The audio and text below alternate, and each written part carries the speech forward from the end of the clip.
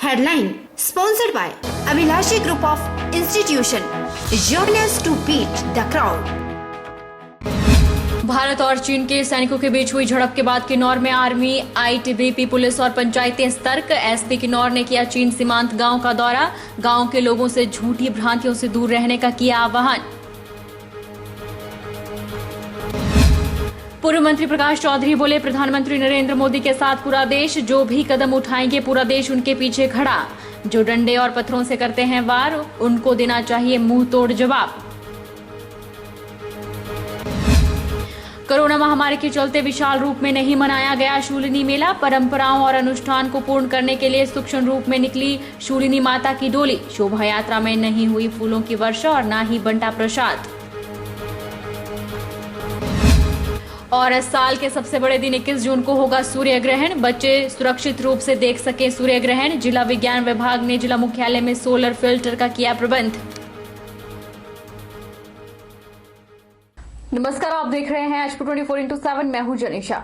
भारत और चीन के सैनिकों के बीच हुई झड़प के बाद जिला किन्नौर में आर्मी, आईटीबीपी, पुलिस और भारत तिब्बत सीमा के साथ लगती पंचायतें सतर्क हो गई है। हालांकि इन क्षेत्रों में किसी तरह की अप्रिय घटना होने का समाचार नहीं है और माहौल भी शांत है, लेकिन अंतर्राष्ट्रीय बॉर्डर के साथ गांव होने के कारण ग्रामीणों में थोड़ा बहुत भय बना हुआ है। फिर भी पंचायतों द्वारा पूरी सतर्कता बरती जा रही है। जिला किन्नौर पुलिस अधीक्षक एस.आर. राणा ने चीन सीमांत गांव चांगो, शलखर, नाको और नमग्या क्षेत्रों का दौरा किया। गांव के लोगों से मिले और सभी लोगों को सतर्क किया।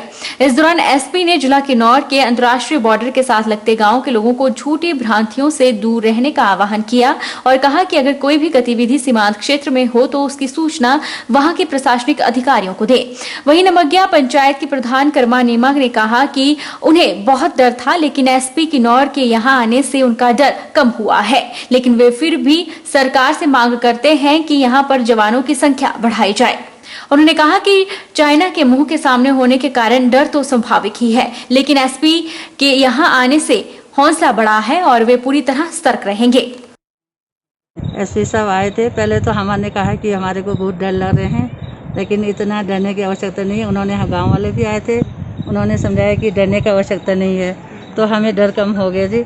अब हम डर से थोड़े दूर हैं, नहीं डरे, हम नहीं डरेंगे क्योंकि इन्होंने हमारे को हौसला दिलाया। डरने की बात नहीं है, हम सतर्क रहना ज़रूरी है, ऐसा कहा है एसपी ने, तो हम भी सतर्क रहेंगे ज़रूर।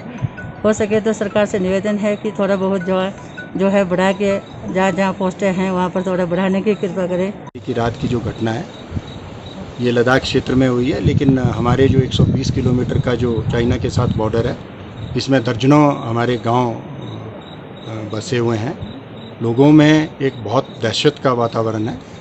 आज मैं सलखर, चांगो, का गाँव, नाको और ये नमग्या में आकर के लोगों से बातचीत की है।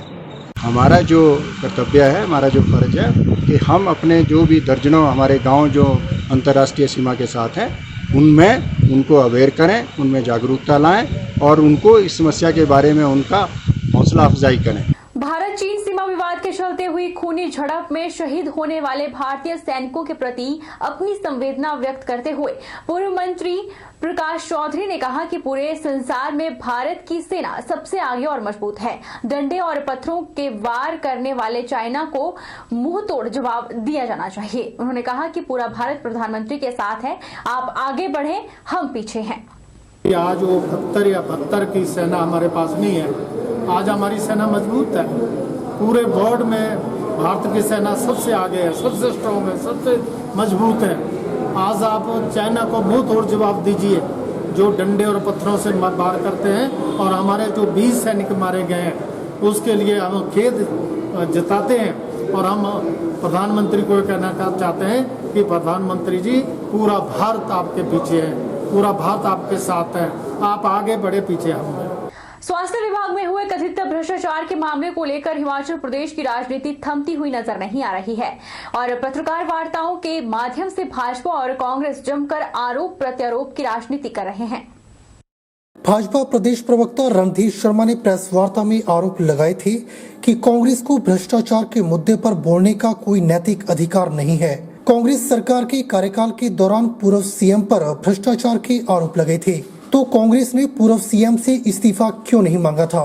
कि कांग्रेस नेताओं को भ्रष्टाचार पर बोलने का कोई नैतिक अधिकार, जिस पार्टी की केंद्र और प्रदेश सरकारों में असंख्य घोटाले घटे हो, इतनी प्रेस वार्ताएं की होंगी, कहीं भ्रष्टाचार को साबित करने का प्रमाण आज तक कांग्रेस नेता नहीं दे पाए, कोई सबूत पेश नहीं कर पाए। उनके मुखिया आय से अधिक संपत्ति में उनके मुख्यमंत्री जी को कोर्ट से, अदालत से जमानत लेनी पड़ी।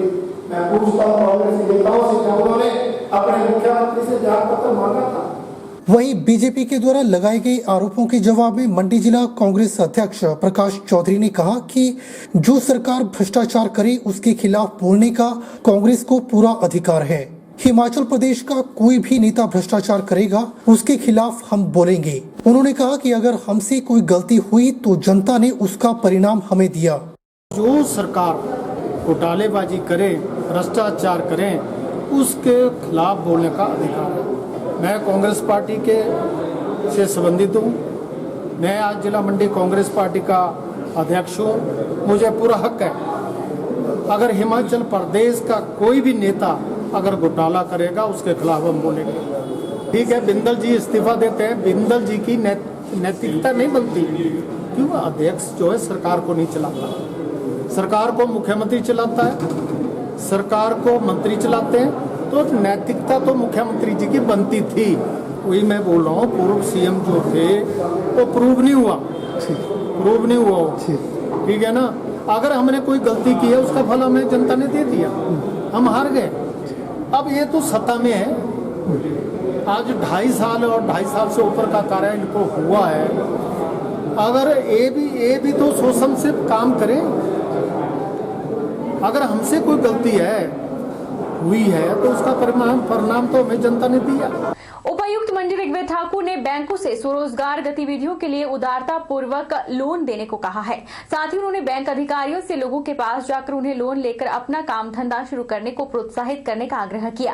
उन्होंने खासकर प्राथमिकता क्षेत्र पर विशेष ध्यान देने को कहा। वे डीआरडी सभागार में जिला स्तरीय परामर्शदात्री समिति की बैठक की अध्यक्षता कर रहे थे। उपायुक्त ने कहा कि केंद्र और प्रदेश सरकार ने अर्थव्यवस्था में सुधार के लिए अनेक प्रभावी कदम उठाए हैं। इनमें से अधिकतर बैंकों के ऋण वितरण से जुड़े हैं। बैंकों से लोन लेने की प्रक्रिया को आसान बनाया गया है। आसानी से लोन मिलने पर बड़ी संख्या में लोग अपना काम धंधा लगाने के लिए प्रेरित होंगे। इससे बड़ी संख्या में रोजगार के मौके बनेंगे। उन्होंने आग्रह किया कि बैंक सरकार की योजनाओं के क्रियान्वयन में सहयोगी बने। अर्थव्यवस्था अब सबसे बड़ा चैलेंज जो है आने वाले दिनों में अर्थव्यवस्था का है। जहां कोरोना वायरस के चक्कर में जो लॉकडाउन पूरे देश में इम्प्लीमेंट हुआ था, उस वजह से काफ़ी इम्पैक्ट हमारे पूरी इकोनॉमी को हुआ है।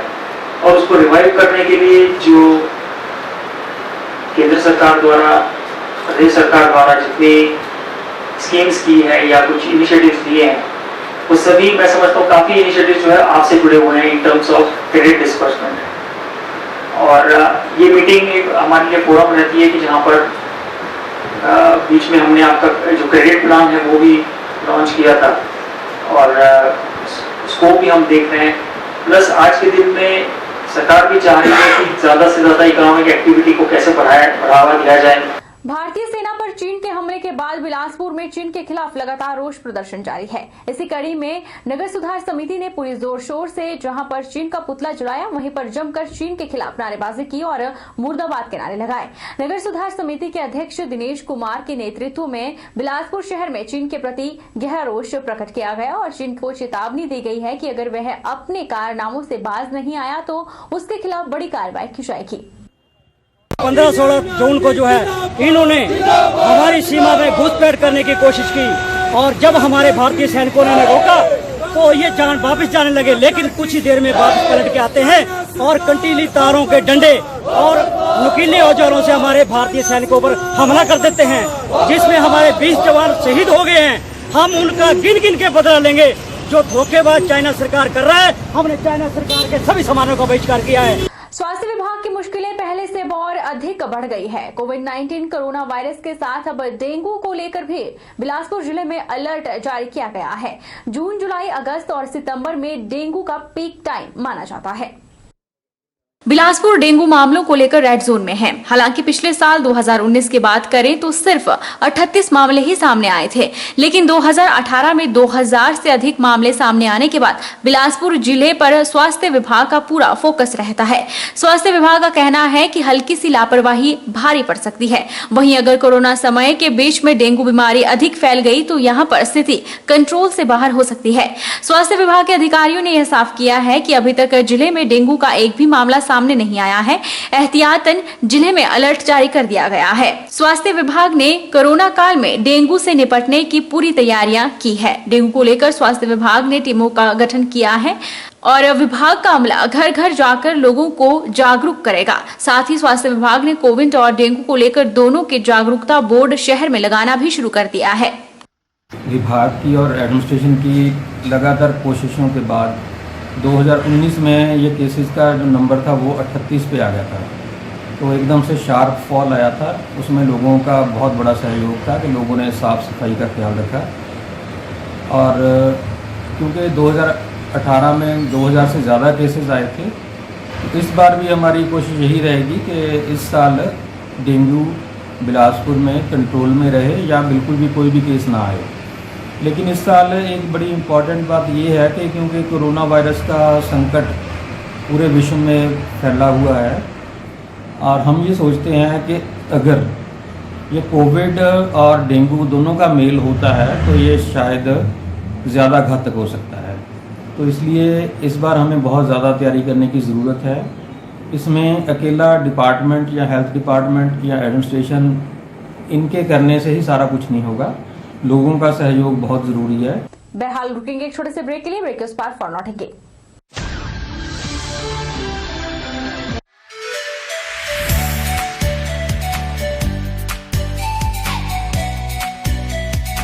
Abhilashi Group of Institution, where you can get admission in 2020 and 21 for BTech in Civil, Mechanical, Electrical and Computer Science Engineering, Diploma in Civil, Mechanical and Electrical Engineering, B Pharmacy, B.Ed, D.L.Ed, MSc, Physics, Chemistry, Botany, A&M, GNM, BSc Nursing and Post Basic BSc Nursing courses. For detailed inquiry, please contact Abhilashi Group of Institutions near Chowk, Tehsil Balh, District Mandi, Himachal Pradesh.